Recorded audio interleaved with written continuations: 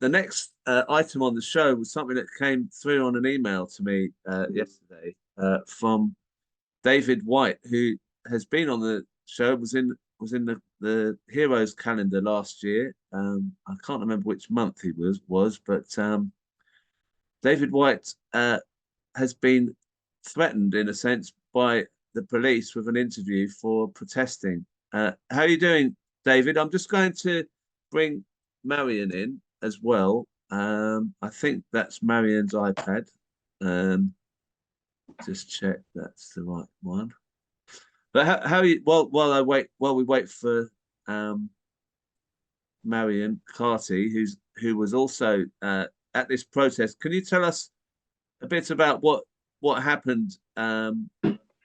The background to this. I mean, your MP is Steve Reed in Croydon. Could you tell us why you ended up in a protest that got you in trouble with the police? Right, Crispin. Thanks for inviting Marian and myself on. I think Marian is the best person to describe what happened and take it from there. All right, well, Marian, sorry, good to see you. Thank you for coming on. Good to see you. Well, thank you for inviting us. I'm very pleased to be here to talk to all these illustrious people. So what happened? David and I received a letter from the police stating that we were suspects in a Public Order Act allegation and the Criminal Justice and Police Act of 2001. And we're invited to a voluntary interview, but should we refuse, we could be arrested. So we've agreed to go to interviews, which will take place next week on Tuesday for me and Wednesday for David. So it's related to a protest that took place just after the ceasefire vote in Parliament, in which our own MP, Steve Reed, he's my MP, he's also a member of my Labour Party ward, Crystal Palace and Upper Norwood, and he failed to find the humanity to vote for a ceasefire, given the brutal slaughter that's happening in Gaza. And he's also a member of the Shadow Cabinet, and I think he has quite an influence. He's got a say within the Starmer leadership group, and we'd appealed to him, and I'd certainly appealed to him to speak to Starmer to persuade them that this brutal massacre that we were witnessing daily on our screen should come to an end, even before the vote for the ceasefire was taken. But as with many of our constituents, Steve didn't respond. It was just a stop response that Israel has a right to defend itself. They're fighting terrorists who are using ordinary civilians as human shields and so on. And no matter how much one remonstrated, I even said I was concerned about him being complicit in war crimes should he continue with this stance. So I have to say that the relations for me and Steve Reed were relatively cordial. You know, he did respond, but not in answer to any of my questions. So we decided after that, there are many people in our group. We're called Crystal Palace Friends of Palestine. We set up about 2 years ago to inform and educate and raise awareness about the Palestinian struggle, the Palestinian plight in the local area in Crystal Palace, Penge, South Norwood and so on, which is part of Steve Reed's constituency. And we do this by putting on cultural events. We have a linked charity, Pal Music, which is they are the UK ambassadors of the Edward Said Conservatoire, which works to provide musical education for Palestinians across Palestine. Just to sort of reiterate, we're promoting cultural events so that people know that the Palestinian people have existed for thousands of years, and that the Israeli propaganda claiming that they were just a bunch of Arabs who happened to be there when they got there is a complete lie, and to sort of make clear that Israel is a settler colonialist project. So that's who we are. We have Jews, we have Muslims, we have Christians, we have people who have no faith in our group, and people were just so outraged, distressed, because we also have Palestinians in our group who've lost family. One member of our group, she lost 13 members of her family. Another member of our group lost a cousin who was only about, I think she was 24 with her 3-month-old baby. So you can imagine the distress and anguish that we were feeling, both directly and vicariously through these members of our group. So we did a protest. We walked up and down the street that Steve Reed lives in. We don't know his address. We don't know which house he lived in. So we walked up and walked back down. We had slogans. There was some chanting, and just to let you know the composition of the group. Well, the oldest person was 88, a retired head teacher, primary head teacher, and the youngest were 2 6-year-olds. And there was everything in between, some elderly gentlemen, and several older women, and some middle-aged women. So it was not a terrifying group for the MP to have to face. We don't know whether he was in or whether well, it's likely that he did hear us and see us, because David and I have been reported. And David has been the target of Labour vindictiveness for quite some years. This is quite new for me. Yeah. Can I just comment? Was it just you two who've been reported out of the whole number? Yes, just us two. I think there was about 15 or 16 of us. We're not even sure. And then we just left. We walked up and down the road and then left.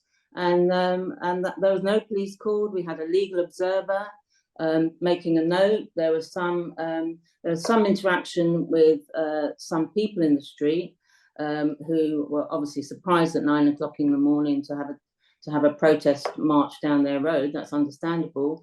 But I think the interactions were again very, very polite and cordial. And the legal observer made a note of this. So there was nothing untoward that happened. There was no violence. There was no aggression. Just a peaceful protest march in a public street. And we've been called in for an interview by the police. So well, yes, you don't look very. I'm not intimidated by you at all, by the way.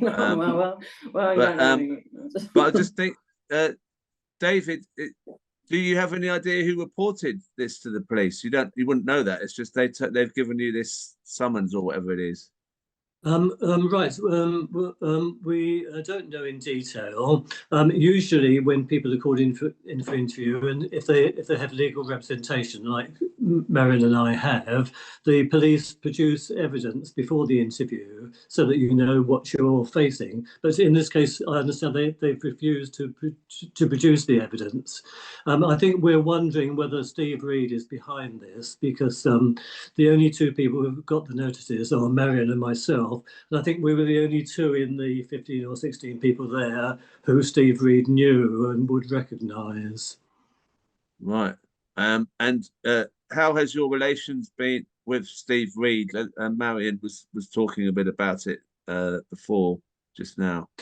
Right. Well, Steve Reed is a particularly factional character. He, as Marian has said, he's quite a leading member of Keir Starmer's shadow cabinet, and he was the shadow justice secretary before he moved to his current shadow position. I've had a number of run-ins with Steve Reed, and you on this programme you highlighted last year or the year before the Al Jazeera programme, the Labour Files, which, amongst other things, highlighted that a local journalist's emails were hacked unlawfully, and the information passed to Steve Reed and some other people prominent in the Labour Party, and that was rather than reporting that to the police, that they should have done as an unlawful hacking, they actually used the information to try and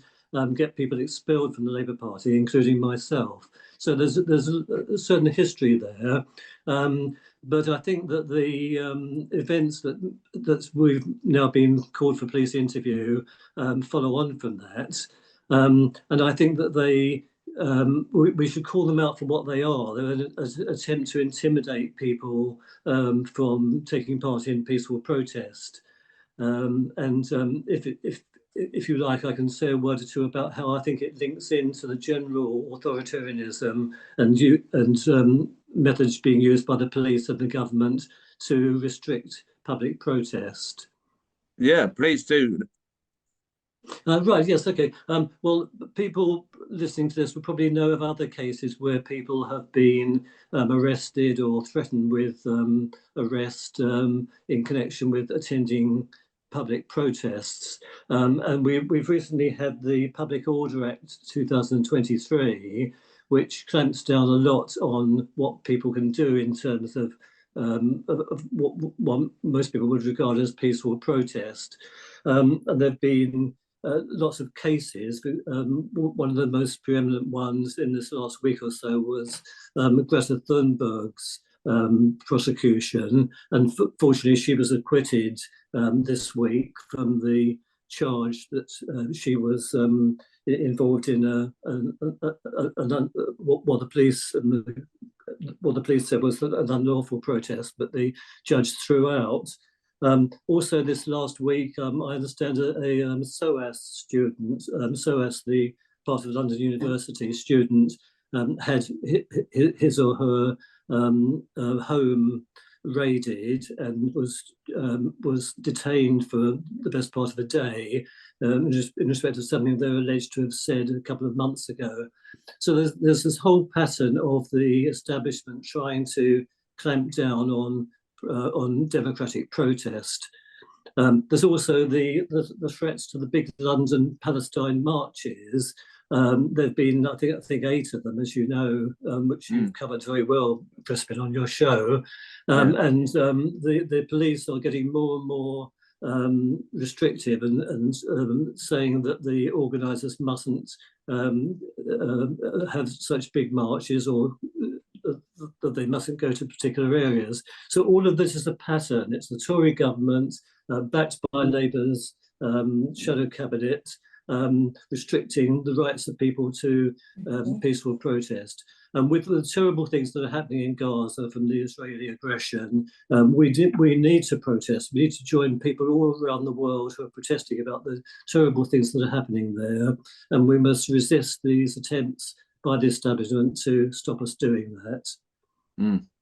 Well, yeah, thank you both for coming on, and we support you and in all that's going on. I hope it's not too uncomfortable and traumatic or anything, and you go to the police. Do let us know what happens, and maybe come on next week and tell us how it went. Is that okay? Certainly. Yeah. Certainly. Thank Right. you, Crispin. Thank you, and lots of solidarity to you both. Good luck. Thank you very much. Cheers. And also, let's get Steve Reed out, shall we, as well, while we're here.